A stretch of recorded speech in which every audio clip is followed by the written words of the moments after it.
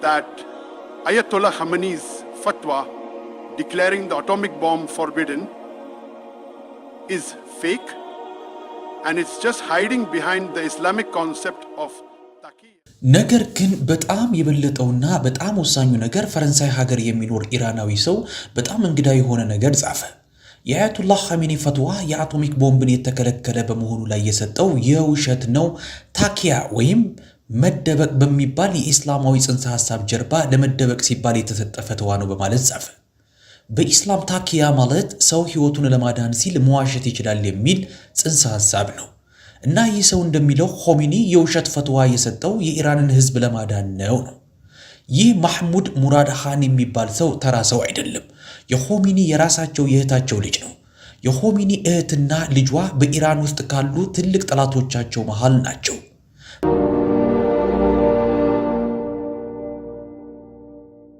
ውድ ተመልካቾቻችን በዛሬው ቪዲዮ ላይ ዶክተር ዛኪር ናይክ በኢራን በአሜሪካና በእስራኤል መሃል ስለተነሳው እውነተኛ ምክንያቶች የገለጸበትን በእጅጉ የሚያስገርም ትንታኔ ያለው ቪዲዮ ይዘናል። እስከ መጨረሻው ድረስ ቪዲዮ መመልከታችሁን እንዳትረሱ፣ አብራችሁን ቆዩ።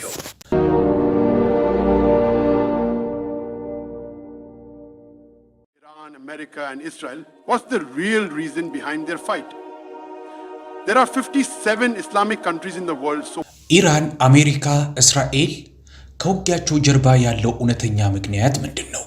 በዓለም ላይ 57 እስላማዊ ሀገራቶች አሉ። ታዲያ ለምንድነው እስራኤልና አሜሪካ በኢራን ላይ ብቻ ያተኮሩት? በአሜሪካና በኢራን መሃል ያለው ግጭት የእውነት ለመረዳት ከፈለግን ወደ ሁለተኛው የዓለም ጦርነት መመለስ አለብን። በሁለተኛው የዓለም ጦርነት ጊዜ እያንዳንዱ ሀገር በመሰረታዊነት ሁለት ምርጫዎች ነበራቸው። ወይ የብሪቲሽ ኤምፓየርን መደገፍ ወይም ከሂትለር አጠገብ መቆም። ብዙዎቹ ሀገራቶች የብሪቲሽ ኤምፓየርን ደገፉ። ነገር ግን በዛ ጊዜ የኢራኑ ሻህ የብሪቲሽ ኤምፓየርን ገሸሽ አድርጎ ከሂትለር ጋር ቡድን ፈጠረ። ከዛ በኋላ ኢራንና ጀርመን በጣም የቅርብ ወዳጆች ሆኑ። የብሪቲሽ ኤምፓየር ይህንን ፈጽሞ አልወደደውም። ስለዚህ ብሪታንያ ኢራንን ከሁሉም አቅጣጫ ማጥቃት ጀመረች። በፍጥነትም ሙሉ ሀገሪቷን እየተቆጣጠረች ሄደች። ይህንን ሲያይ የኢራኑ ሻህ ለብሪቲሹ ኤምፓየር በጥቂት ቀናቶች ውስጥ እጅ ሰጠና ዙፋኑን እንዲያተርፉለት ለመናቸው። agreed, but on one condition, he had to step down and his 22-year-old son would become the new Shah of Iran. እንግሊዞችም በዚህ ተስማሙ። ግን አንድ ቅድመ ሁኔታ አስቀምጠው ነበር። ይኸውም እርሱ ከስልጣን እንዲወርድና የ22 ዓመት ልጁ አዲሱ የኢራን ሻህ እንዲሆን። ይህ የሆነበት ምክንያቱም ልጁ ሪዛ ሻህ ፓህላቪ የብሪቲሽ ኤምፓየር ታማኝ አሸንጓሊ ስለሆነ ነው። አዲሱ የኢራን ሻህ ወይም ንጉስ በእንግሊዞች በጣም ይነሳሳ ይደነቅ ነበር። የኢራን ህዝቦች ልክ እንደ ምዕራባውያኖች እንዲለብሱ ይፈልግ ነበር። እንደነሱ ፓርቲ እንዲያዘጋጁ፣ ባህል ወጋቸውን እንዲረሱ ይፈልግ ነበር። ለዛ ነው ንጉስ ከሆነበት ከመጀመሪያው ቀን ጀምሮ እስልምናን ከኢራናውያኖች ለማራቅ የሞከረው። በዚህም የተነሳ በኢራን ውስጥ ሂጃብ መልበስን ከለከለ። በርካታ መስጂዶችንና መድረሳዎችንም ዘጋ። የሀገሪቷን መሪ እስላማዊ ሊቃውንቶችም አሰረ። ይህንን ማድረግ ጀመረና ሙዚቃ፣ ፓርቲዎችና አልኮሎች በመላው ኢራን ውስጥ መስፋፋት ጀመሩ። ኢራን በርካታ አልኮል ከማምረቷ የተነሳ ይቺ እስላማዊ ሀገር በመላው ዓለም ላይ ኤክስፖርት ማድረግ ሁሉ ጀመረች። የኢራኑ ንጉስ የሚያደርገው ነገር ሁሉ መልካም እንደሆነ ያስብ ነበር። እውነቱን ለመናገር ራሱን የነገስታቶች ሁሉ ንጉስ አድርጎ ነበር የሚያየው። አንድ ቀን ለሳዑዲ አረቢያው በጊዜው ለነበረው ንጉስ ፈይሰል ለምን በድሮ መንገድ ላይ ተቀርቅረህ ትቀራለህ? ሳዑዲን ልክ እንደ ምዕራባውያኖች ወደ ሊበራል ሀገርነት መቀየር ይገባል ብሎት ነበር። ነገር ግን የሳዑዲው ንጉስ ፈይሰል ይህንን ለማድረግ አሻፈረኝ ያለው። የሚያስቀው ነገር ግን ዛሬ ያቺው ሳዑዲ አረቢያ ኢራንን ትንሽ ሊበራል ሁኚ እያለቻት ነው። ግን አሁን ኢራን አሰማቸውም። የኋላ የኢራኑ ሻህ ኢራንን ከኢስላም ለማራቅ በብርቱ ሲሞክር በኢራን የሚኖሩ ዋና ዋና የሚባሉ የኢስላም ሊቃውንቶች እርሱን መቃወም ጀመሩ። ከዚህ በኋላ እነዚህ የኢስላም ሊቃውንቶች ሻሁን የተቃወሙ ንግግሮችን በየመስጂዶቹና በየመድረሳዎቹ ውስጥ ማድረግ ጀመሩ። After that, these scholars began giving speeches against the Shah in mosques and madrasas. The biggest scholar among them was Ayatollah Khomeini. Khomeini and his followers started urging the people of Iran.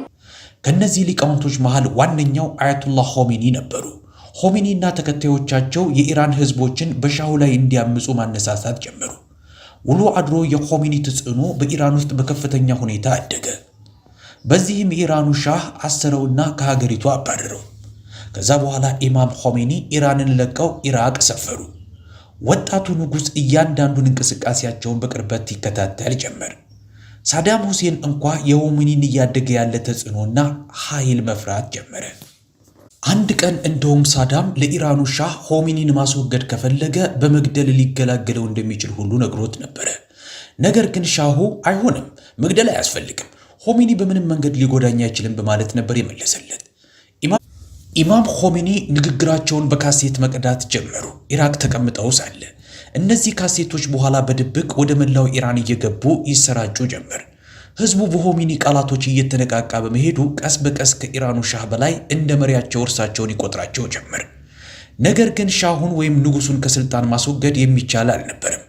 ምክንያቱም በጣም ኃያል የሆነ ሰራዊት ስለነበረውና ከሌላ ኃያላኖቹ ሀገራቶችም ሙሉ ድጋፍ ያገኝ ስለነበረ ነው።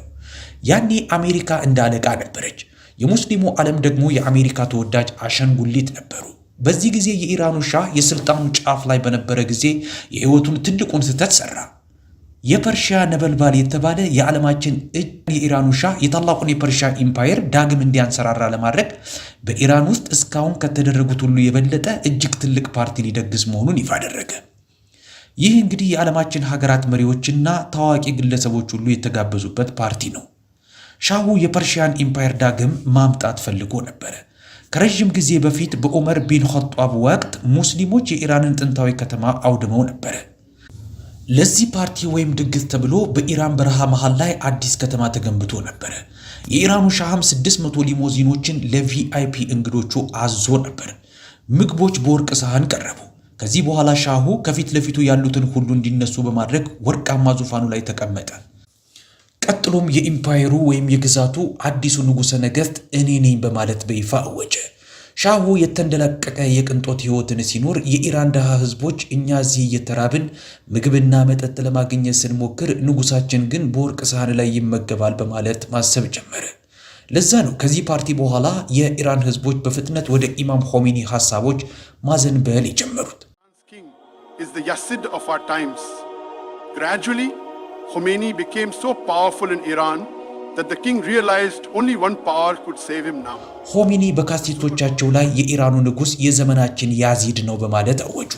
ማለትም የነቢያችን ሰለላሁ ዐለይሂ ወሰለም የልጅ ልጅ የሆኑትን ሁሴንን የገደለው ኸሊፋ ጋር ማመሳሰላቸው ነው። ቀስ በቀስ ኾሜኒ በኢራን ውስጥ እጅግ ኃያል ሆነው ነበርና ንጉሡ ሊያድነው የሚችለው አንድ ኃይል ብቻ እንደሆነ ተገነዘበ። እርሷም ልዕለ ኃያሏ አሜሪካ ናት። ልክ ከእሱ በፊት እንደነበረው አባቱ የፈረንሳዩን ፕሬዝዳንትና ሌሎች ሀገራቶችን ለመነ።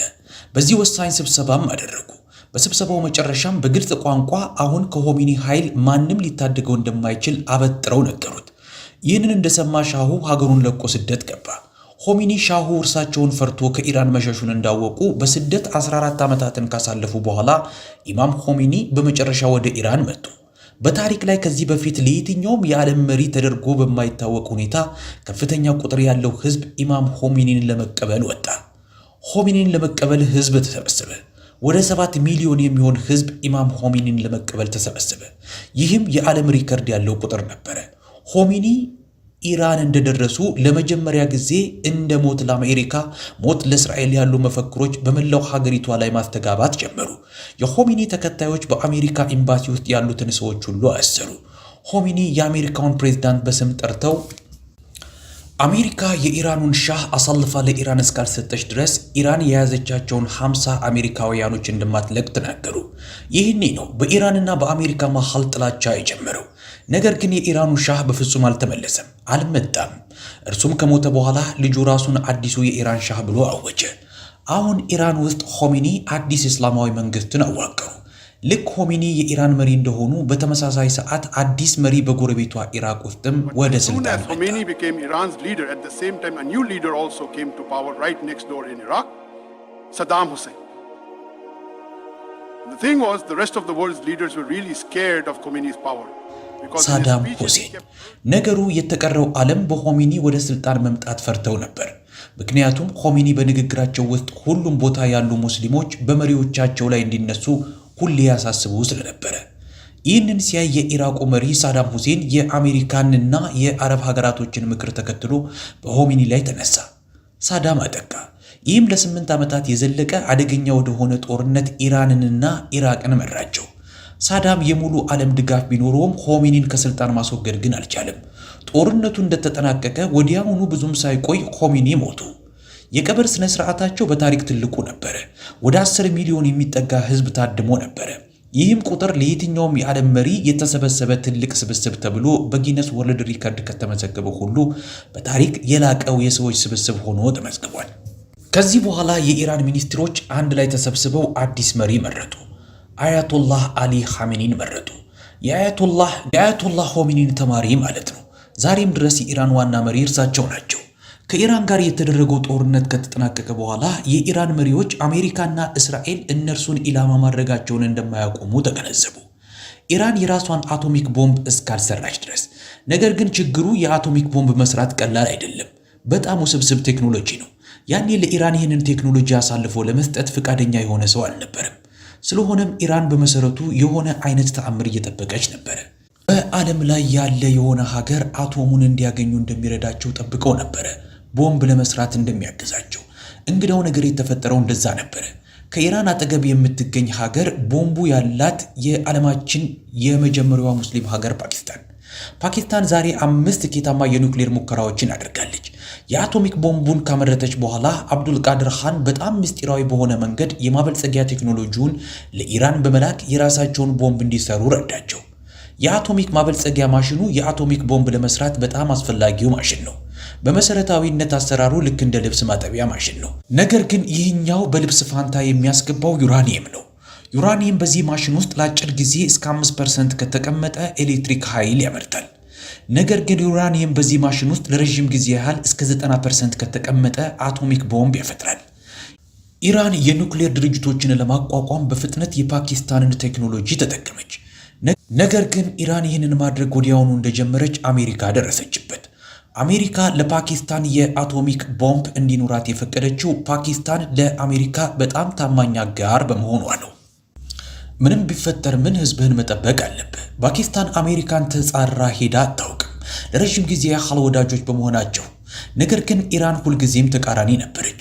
ደጋግማ አሜሪካንን በመናቅ ትዝትባት ነበረ። አሜሪካ የኢራንን ፕሮጀክት እንዳወቀች ወዲያውኑ የአሜሪካው ፕሬዝዳንት በሙሉ ዓለም ፊት ወጣና በንግግሩ ላይ እንዲህ አለ። አንዳንድ ሀገራቶች የኬሚካልና የአቶሚክ ቦምብ ለራሳቸው ለመስራት እየሞከሩ ነው። አንደኛዋ የሳዳም ሁሴን ኢራቅ ስትሆን ሌላኛዋ በሆሜኒ ስር ያለችው ኢራን ናት አለ።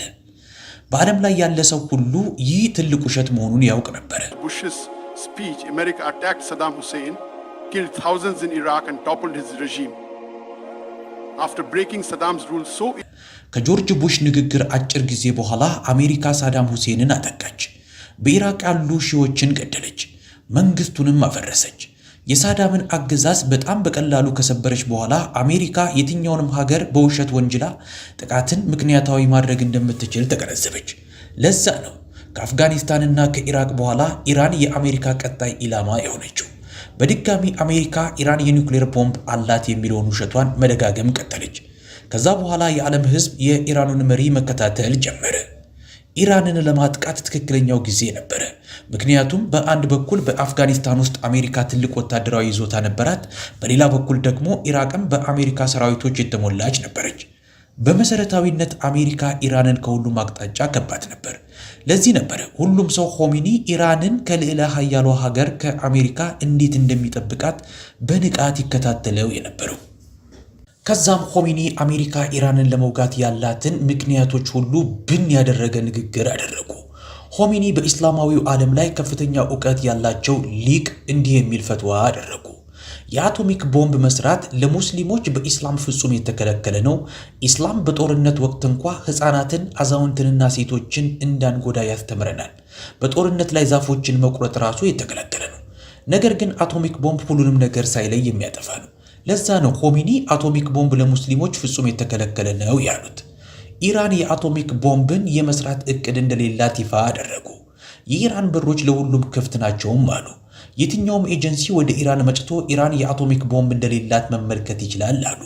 ነገር ግን የዩናይትድ ኔሽን ቡድኖች ወደ ኢራን ሲሄዱ ሁሉም የኒውክሌር መስሪያ ጣቢያዎች እንደ ፓኪስታን ተደርገው መሰራታቸውን ተመለከቱ።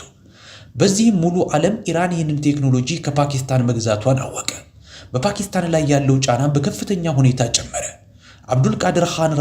አብዱልቃድር ኻን ራሱ በቴሌቪዥን ቀርቦ ድርጊቱን አመነ። ከዛም ሁሉንም ሰው ይቅርታ ጠየቀ። ሐቁ ይህ ነው። ዓለምን ለማስደሰት ስትል ፓኪስታን አብዱልቃድር ኻንን አስራ የቤት ውስጥ እስረኛ ያደረገችው። ከሆሚኒ ፈትዋ በኋላ አሜሪካ ኢራንን የምታጠቃባት ምንም የቀራት ምክንያት አልነበረም። ነገር ግን አሜሪካ ኢራንን እንድታጠቃ ሁልጊዜ የምትፈልግ በዓለማችን ላይ አንዲት ሀገር ነበረች። እርሷም እስራኤል ናት። እስካሁን አሜሪካ እስራኤልን አልሰማቻትም። ነገር ግን ቀስ በቀስ ነገሮች መለወጥ ጀመሩ። That Ayatollah Khamenei's fatwa declaring the atomic bomb forbidden is fake and it's just hiding behind the Islamic concept of taqiyya. ነገር ግን በጣም የበለጠውና በጣም ወሳኙ ነገር ፈረንሳይ ሀገር የሚኖር ኢራናዊ ሰው በጣም እንግዳ የሆነ ነገር ጻፈ። የአያቱላህ ኻሜኒ ፈትዋ የአቶሚክ ቦምብን የተከለከለ በመሆኑ ላይ የሰጠው የውሸት ነው፣ ታኪያ ወይም መደበቅ በሚባል የኢስላማዊ ጽንሰ ሐሳብ ጀርባ ለመደበቅ ሲባል የተሰጠ ፈትዋ ነው በማለት ጻፈ። በኢስላም ታኪያ ማለት ሰው ሕይወቱን ለማዳን ሲል መዋሸት ይችላል የሚል ጽንሰ ሐሳብ ነው እና ይህ ሰው እንደሚለው ኾሜኒ የውሸት ፈትዋ የሰጠው የኢራንን ሕዝብ ለማዳን ነው። ይህ ማህሙድ ሙራድ ኻን የሚባል ሰው ተራ ሰው አይደለም። የኾሜኒ የራሳቸው የእህታቸው ልጅ ነው። የኾሜኒ እህትና ልጇ በኢራን ውስጥ ካሉ ትልቅ ጠላቶቻቸው መሃል ናቸው። በዚህ ጊዜ ዩናይትድ ስቴትስ ኢራንን የበለጠ መጠራጠር ጀመረች። ከዛም በ2009 ዩናይትድ ስቴትስ በኢራን ላይ ከባድ ማዕቀብ ጣለች። በጣም ከባድ ማዕቀብ። ከማዕቀቡ በፊት የኢራን ኢኮኖሚ በፍጥነት እያደገ ነበረ። ነገር ግን አሜሪካ ማዕቀቡን እንደጣለች የኢራን አጠቃላይ ኢኮኖሚ ቀጥ ብሎ ቆመ። ከዚህ የአሜሪካ ማዕቀብ በኋላ እንደ ኢራን ያለች በነዳጅ ዘይትና በጋዝ የታጨቀች ሀገር መክሰር ጀመረች። ያለ አሜሪካ ፍቃድ ኢራን በዓለም ላይ ላለ ለማንኛውም ሀገር ነዳጇን መሸጥ አትችልም። የቅርብ ጎረቤቷ ፓኪስታን ጋር ከተስማማች በኋላ እንኳ ፓኪስታን ከኢራን ነዳጅ ለመግዛት አሻፈረኝ አለች። ከኢራን ርካሽ ጋዝ ፋንታ ፓኪስታን ከኳታር ድረስ ጋዝ ታስመጣ ነበረ። ነገሩ ልክ ሀያል የመሬት ባላባቱን ፈርቶ የራሱን ቤት መጠበቅ እንዳቃተው ሰው ነገር ነው። ሰዎች ብዙውን ጊዜ ከቅርባቸው ካለው ሱቅ በውድ ላለመግዛት ሩቅ ቦታ ሄደው በርካሽ ይገዛሉ። ዛሬም ድረስ ከኢራን ጋር ንግድ የሚነግዱ 3 ትልልቅ ሀገራቶች ብቻ ናቸው። ቻይና፣ ራሽያ፣ ኢንዲያ ወይም ህንድ ናቸው። በአሜሪካ በተጣለባት ማዕቀብ የተነሳ የኢራን ሁኔታ በጣም መጥፎ ሆነ። በዚህም የኢራን መንግስት ከአሜሪካን ጋር ለመደራደር ፈቃደኛ ሆነ። በመጨረሻ በፕሬዝዳንት ባራክ ኦባማ አስተዳደር ኢራን የኒውክሌር ስምምነት ለማድረግ ተስማማች። በዚህም ኢራን የኒውክሌር ቦምብ ላሰራ በምላሹም ዩናይትድ ስቴትስ ማዕቀቦቿን ሁሉ ልታነሳ፣ የኢራን ኢኮኖሚ በድጋሚ ጠንካራ እንዲሆን ልትፈቅድ፣ ለሁለቱም ሀገራት ትልቅ ድል ነበረ። ነገር ግን ከመጀመሪያው ቀን ጀምሮ አሜሪካ ውስጥ አንድ ሰው ነበር ይህንን ስምምነት አጥብቆ የሚቃወም፣ ዶናልድ ትራምፕ። ፍጹም ይህንን የተቃወመውም አሜሪካ ውስጥ ትልቅ የአይሁዳውያኖች ኔትወርክ ስላለ ነው። ያለ እነሱ ድጋፍ ማንም ሰው ስራ መስራት አይችልም። ለዛ ነው የመጀመሪያው ምርጫውን ካሸነፈ ከአጭር ጊዜ በኋላ ዶናልድ ትራምፕ ከኢራን ጋር የተደረገውን ስምምነት የቀደደው። በድጋሚ በኢራን ላይ ማዕቀብ በመጣል ኢኮኖሚዋን አዳከመው። ነገሮችን መበታተን ጀመሩ። በእርግጥ ግን ኢራን ናትና ጸጥ ብላ እንደሌሎቹ የሙስሊም ዓለማት ፈርታ አልተቀመጠችም። ትራምፕ በኢራን ላይ ማዕቀብ እንደጣለ የኒውክሌር ፕሮግራማቸውን ድጋሚ ወደ ሥራ አስገቡ። በሌላ በኩል ዶናልድ ትራምፕ የሚፈታተነው ሰውን መታገስ የማይችል አይነት ሰው ነበርና ኢራን ለአሜሪካ ንቀቷን ስታሳያት ድንገት እርምጃ ወሰደ። አንድ ቀን ማንም ሳያስበው የኢራንን ሰራዊት ኃላፊ ቃሲም ሱሌይማኒን የገደለ የሚሳኤል ተኩስ አደረገ። ይህም ለኢራንና ለሕዝቧ ትልቅ ነገር ነበረ። አሳፋሪም ነበረ። የሆነ ሰው በድንገት ብድግ ብሎ በቀላሉ በዓለም አይን ፊት የሰራዊቷን ኃላፊ መግደል። ቀስ በቀስ በኢራን ውስጥ ለአሜሪካ ያለው ቁጣ የበለጠ እየተጋጋለ ሄደ። ከሱሌይማኒ ሞት በኋላ አዲስ ምርጫ ኢራን ውስጥ ሲያዝ አዲስ ፕሬዝዳንት ወደ ስልጣን መጣ፣ ኢብራሂም ራኢሲ የሚባል። ኢብራሂም ራኢሲ ቀልድ የማያውቅ ጠንካራ ፕሬዝዳንት ነበረ። በማንኛውም ሁኔታ ለዩናይትድ ስቴትስ ወይም ለእስራኤል በማንኛውም ሁኔታ የማይንበረከክ መሪ ነበረ። ኢብራሂም ራኢሲ ፕሬዝዳንት እንደሆነ የኢራን የኒውክሌር ፕሮግራም በድጋሚ ተጧጡፎ ቀጠለ። ከመጀመሪያውም ጀምሮ ሁሉም ሰው ይህንን ተገንዝቦት ነበር። ግልጽ ባለ ቋንቋ ኢራን ከዩናይትድ ስቴትስ ጋር ምንም አይነት ስምምነት አታደርግም ከእንግዲህ አለ። በተመሳሳይ ሰዓት እስራኤልን ለሚፋለሙ ቡድኖች ሁሉ ገንዘብና መሳሪያ እየላከ መደጎም ቀጠለ። እስራኤልና ጋዛ በሚያደርጉት ውጊያ ወቅት። ነገር ግን በግልጽ አሜሪካንና እስራኤልን ተቃውሞ የሚናገር የትኛው መሪ ምን እንደሚደርስበት ሁላችንም እናውቃለን። ፕሬዝዳንት ራኢሲ አውሮፕላኑ ተከሰከሰ፣ ሞተ። ከአንድ ዓመት በፊት ፕሬዝዳንት ራኢሲ ከሞተ በኋላ ኢራን ድጋሚ ምርጫ አደረገች። የኢራን ሕዝብ ፍጹም ፕሬዝዳንት ራኢሲን የሚቃወም መሪ መረጠ። በጣም ለዘብ አድርጎ የሚናገርና ተግባራዊ የሆነ ሰው። ልክ ይህ ሰው ፕሬዝዳንት እንደሆነ ይፋ ያደረገው የመጀመሪያ ነገር ኢራን አሁንም በአያቶላህ ኻሜኒ ፈትዋ የጸናች መሆኗን ነው። ኢራን የኒውክሌር መሳሪያ አትሰራም የሚል። ኢራን ከአሜሪካ ጋር ብቻ ሳይሆን ከመላው ዓለምም ጋር መደራደር ትፈልጋለች ሲልም ይፋ አደረገ። በዚህም የተነሳ በቅርቡ በጣም በምስጢር በአሜሪካና በኢራን መሃል ግንኙነቶች መደረግ ጀመሩ። ነገር ግን እስራኤል ኢራንንና አሜሪካ በፍጹም እንዲደራደሩ አትፈልግም። በዚህም እስራኤል የምትችለውን ሁሉ ነገር እያደረገችና ከዛ በድጋሚ የሐሰት ክሶችን በኢራን ላይ መንዛቷን ቀጥላለች። ኢራን የኒውክሌር መሳሪያ ለመያዝ ያላትን ፍላጎት አቋርጣ በፍጹም አታውቅም ማለት ያዙ። ብለውም ኢራን በወር ውስጥ የአቶሚክ ቦምብ የመገንባት አቅም አካብታለች አሉ። ነገር ግን ይህ ላለፉት 25 ዓመታት ሲባል የነበረ ነው። ኢራን የኒውክሌር መሳሪያ የመስራት ፍላጎቷን ትታው አታውቅም። በወራት ውስጥ የሚሰራ ምን አይነት አቶሚክ ቦምብ ነው? ከ25 ዓመት በኋላም እስካሁን አልተሰራም። በተጨማሪም እስራኤል ኢራን የዩናይትድ ስቴትስ ፕሬዝዳንት ዶናልድ ትራምፕን ለመግደል ፍላጎት አላት በማለት በተደጋጋሚ ኢራንን ትከሳለች። ለዛ ነው እስራኤል ኢራንን የምታጠቃው። ዛሬ አሉ የሚባሉ ታላላቅ ሰዎቿን ሁሉ አንድ በአንድ ኢላማ አድርጋለች። የሀገሪቷ ከፍተኛ መሪ ቀኝ እጅ ከአሜሪካ ድርድር ማድረግ የሚፈልገውም አልቀረለት። በእነዚህ ጥቃቶች እስራኤል ኢራን የተሳሳተ እንቅስቃሴ እንድታደርግ ለመተንኮስ እየሞከረች ነው። በቁጣ ልዕለ ኃያሏ ሀገር አሜሪካ ኢራንን መትታ ከተመሰረተ ረጅም ዓመታት የሆነውን የአያቶላህ ኻሜኒን መንግስት ለመጣል አቅዳለች።